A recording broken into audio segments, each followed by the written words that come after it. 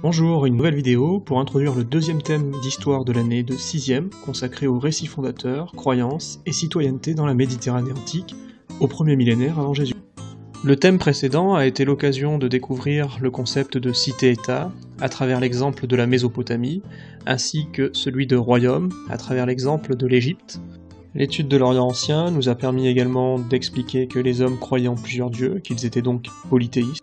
La religion unit les hommes dans l'Orient ancien. Par ailleurs, les mythes leur permettent d'expliquer le monde. C'est le cas par exemple du mythe d'Osiris en Égypte. Aussi, au 1er millénaire avant Jésus-Christ, sur l'ensemble du bassin méditerranéen, comment la religion, les croyances, les récits fondateurs unissent les hommes à l'intérieur de sociétés qui se complexifient. Une petite précision de vocabulaire.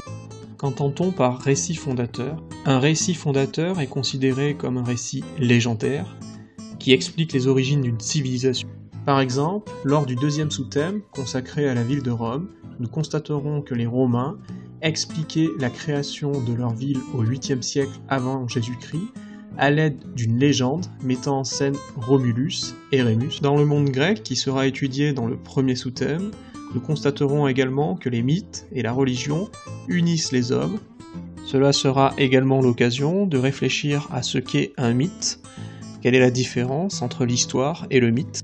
Par exemple, nous confronterons des données archéologiques avec le mythe de l'Iliade et de l'Odyssée qui raconte la guerre de Troie puis le retour d'Ulysse. Au total, nous constaterons qu'au 1er millénaire, le bassin méditerranéen apparaît comme l'âge d'or du polythéisme.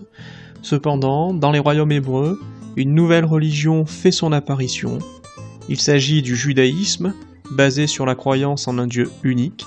Cette religion se développe dans un contexte particulier.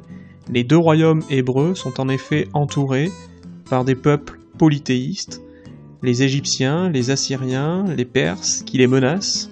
Le judaïsme, qui est une religion monothéiste, permet ainsi au roi hébreu, en particulier Josias, de rassembler autour de lui son peuple et de garantir l'unité de ce dernier face à des ennemis extérieurs. Il nous reste un dernier terme à définir, celui de citoyenneté. La citoyenneté renvoie au terme citoyen, le citoyen étant l'habitant qui a le droit de participer au gouvernement de sa cité ou de son pays.